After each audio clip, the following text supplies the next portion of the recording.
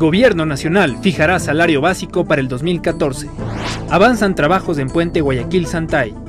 Ecuador cumplió con Haití tras terremoto. Trabajadores de la Clementina adquirieron la propiedad. La inmediatez y la veracidad se juntan. Si usted quiere estar al tanto del quehacer noticioso,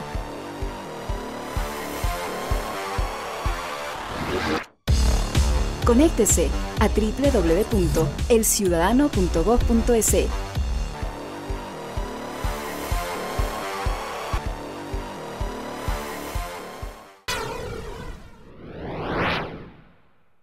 El Gobierno Nacional fijará el alza salarial que regirá en el año 2014, esto luego de que no se llegara a un acuerdo entre el sector de trabajadores y empleadores en la segunda reunión del Consejo Nacional de Salarios CONADES del 24 de diciembre pasado.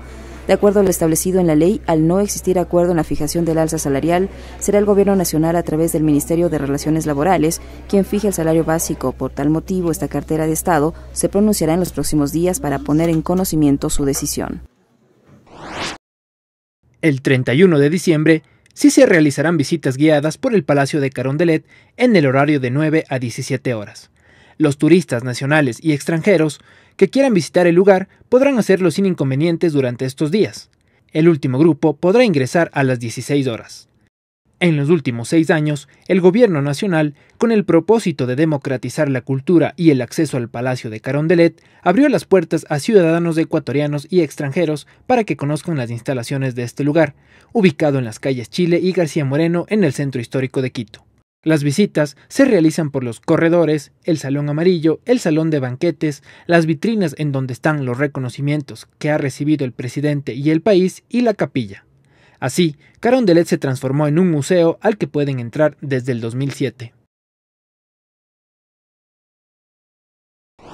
A inicios de 2013 se producía en promedio 503.000 barriles de crudo por día. Para el cierre de este año, la producción petrolera supera los 550.000 barriles por día, que equivale a un 10% más que el volumen extraído el año anterior. Sin duda, un registro histórico para el país. Pese a contar con petróleo, Ecuador ha sido deficitario en combustibles, debido principalmente a que no ha tenido una gran refinería donde se procese el crudo para obtener derivados. En el año 2008, el Gobierno Nacional tomó la decisión de construir la refinería del Pacífico en el sector de El Aromo, en la provincia de Manabí, que servirá para procesar 300.000 barriles diarios de petróleo en 2 etapas. En una primera fase se construirá una planta para procesar 200.000 barriles de petróleo. Hasta el momento se cuenta con la ingeniería básica y de detalle, el movimiento de tierras para adecuar el sitio donde se construirá la obra física, que tiene un avance del 71%. Mientras tanto, continúan los trabajos de excavación, relleno y escombreras. También se construye el acueducto La Esperanza Refinería del Pacífico, del cual se cuenta con la licencia ambiental respectiva. Es así que se impulsa la consecución de esta obra, que se estima concluye en los primeros meses del próximo año. Con la misma se obtendrá gas licuado de petróleo, gasolina super de 95 octanos, gasolina extra de 91 octanos, jet fuel, diésel, polipropileno, benceno, sileno, azufre y coque. Con ello se busca que el país deje de ser importador de derivados de petróleo y se convierta en exportador de combustibles. Para 2014 se aspira a alcanzar un promedio de 600.000 barriles por día, lo que representará ingresos económicos para el país superiores a los 10.000 millones de dólares por año. A propósito del último informe de la Comisión Económica para América Latina y el Caribe, CEPAL, sobre la pobreza en la región y la reducción de la misma en nuestro país, las ministras de Inclusión Económica y Social, Doris Solís, y coordinadora de Desarrollo Social, Cecilia Vaca, se pronunciaron y destacaron este avance. La reducción de la pobreza es el gran logro del Gobierno Nacional, no es el logro de un ministerio en específico, es el conjunto de políticas sociales, de políticas económicas, de políticas de inclusión social y económica del país. De las personas que se encontraban en extrema pobreza vemos una movilidad social positiva, es decir, que pasaron de una condición de extrema pobreza a no pobres, alrededor del 20% de la población que estaba en extrema pobreza. Y un 40% de esa población en extrema pobreza también ya pasó a una situación de pobreza moderada.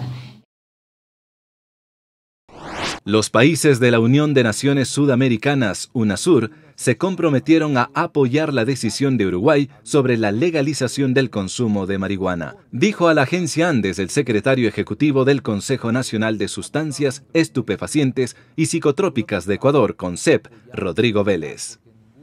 Porque es un proceso cuya decisión implica soberanía, implica derechos humanos, implica salud.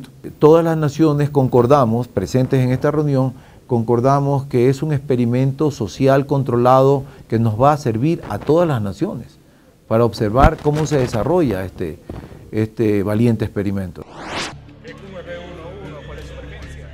Venezuela replicará el modelo ecuatoriano del Sistema Integrado de Seguridad ECU 911, para lo cual firmó un contrato en noviembre por $2.000 millones para la edificación y equipamiento de 35 centros, proceso que es respaldado con el asesoramiento de Ecuador. El sistema ECU 911 es una institución que articula las acciones de los organismos de seguridad como la policía y de auxilio como la Cruz Roja, bomberos, entre otras, para la atención inmediata de emergencias a través de llamadas telefónicas que realiza la ciudadanía las 24 horas. Más buenas noticias. Progreso en el empalme, Celica y el Amor gracias a la ampliación y mantenimiento de 50 kilómetros de carretera con una inversión de $42 millones.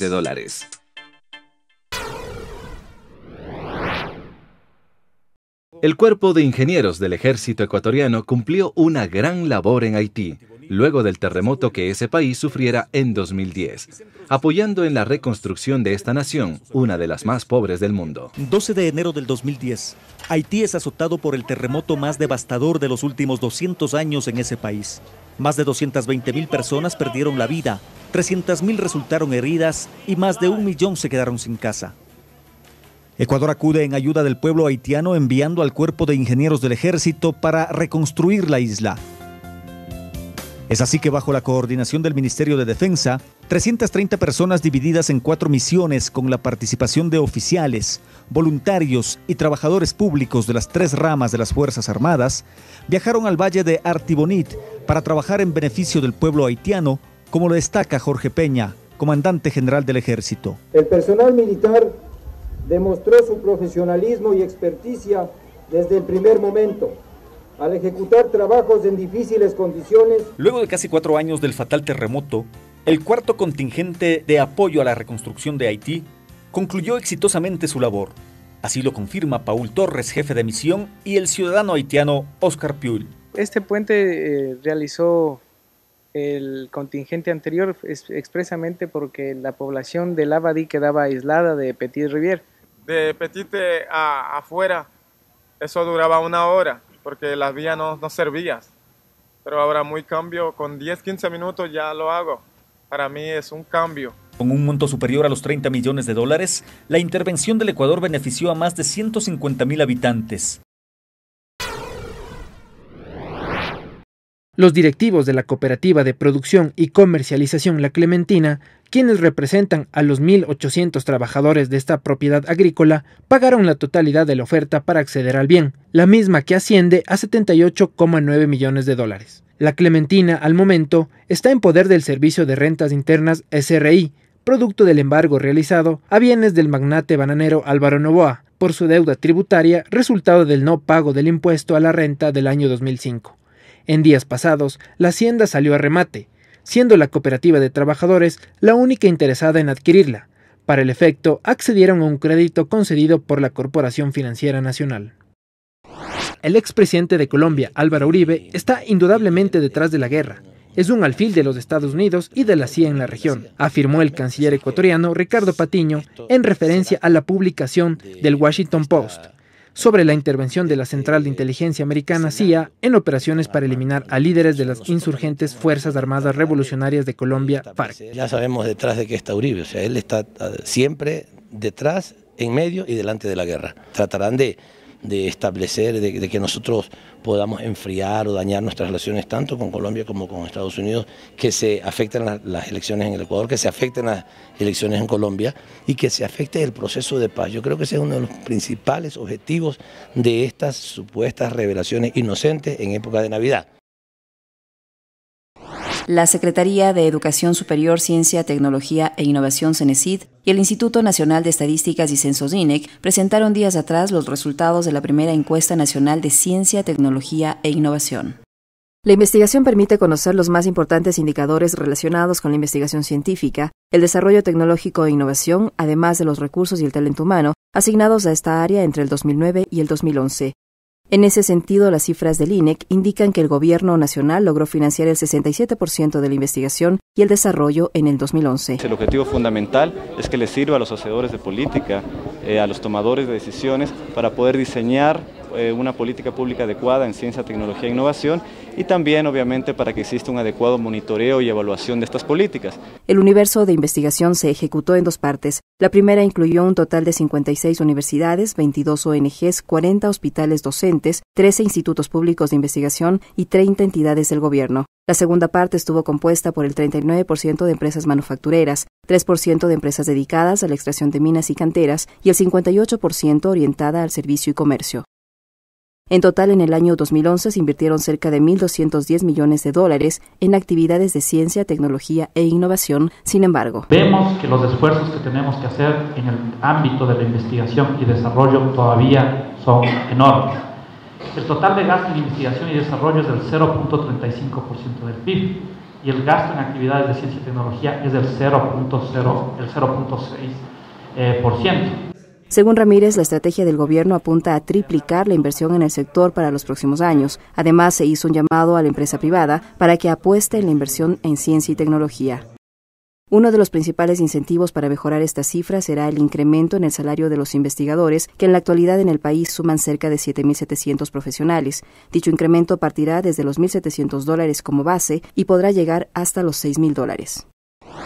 El Centro Logístico Internacional de Consolidación y Carga Tababela Cargo Center se inauguró y trabajará con aproximadamente 3.000 toneladas mensuales de mercadería. En él se hará la consolidación de productos para exportación e importación, bodegaje temporal y la despaletización de productos importados. Son 5 bloques construidos en un área de 30.000 metros cuadrados. Para que los procesos de manejo de carga en el aeropuerto se realicen de la manera más segura y eficiente, que ahora son ya parte de la ciudad de Quito. Este complejo logístico maneja alrededor de 20 millones de kilos de carga, es decir, toda la mercadería que ingresa al país y que es despachada a través de aduanas del Ecuador.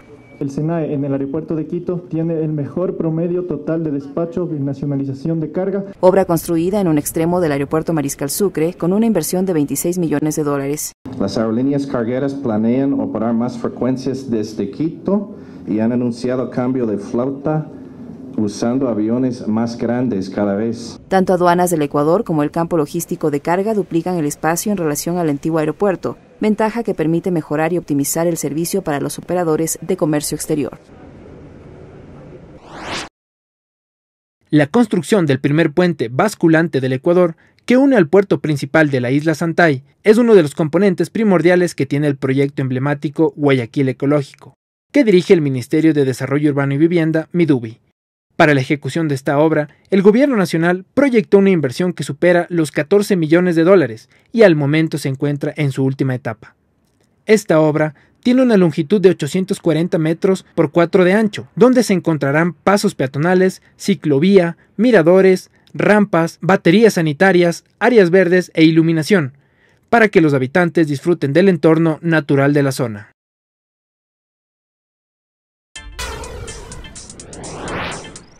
Más buenas noticias. Unión entre Sierra y Oriente gracias al mantenimiento en la vía Pifo-Papayacta. Más de 4.000 transportistas son beneficiados. José Mujica, presidente de Uruguay, hizo un llamado a la integración regional al ratificar su oferta de una salida al mar para Bolivia y Paraguay. Manifestó que varios productos de ambos países podrán conquistar nuevos mercados a partir de un puerto e insinuó que sus instalaciones podrían pertenecer a una entidad creada por las 3 naciones. Las lluvias torrenciales azotan a Brasil. Dilma Rousseff, la jefa de Estado de ese país, sobrevoló los municipios más afectados por las tormentas que al momento han cobrado 34 vidas y ocasionaron daños cuantiosos a 24 ciudades del estado de Minas Gerais. Los gobiernos de Siria y Rusia firmaron un convenio que contempla la exploración de una superficie de 2.190 kilómetros cuadrados en el mar Mediterráneo entre las ciudades sirias de Bonais y Tartus, con el fin de explorar y extraer crudo. La tradicional fiesta boliviana de la Salacita se realizó en Perú, donde participaron todos los maestros curanderos que realizan ritos andinos para poseer un buen inicio del año. Varias ofrendas fueron entregadas a los apus y a la Pachamama en representación de los deseos, como son hojas de coca, flores, piedras, entre otros, para el 2014.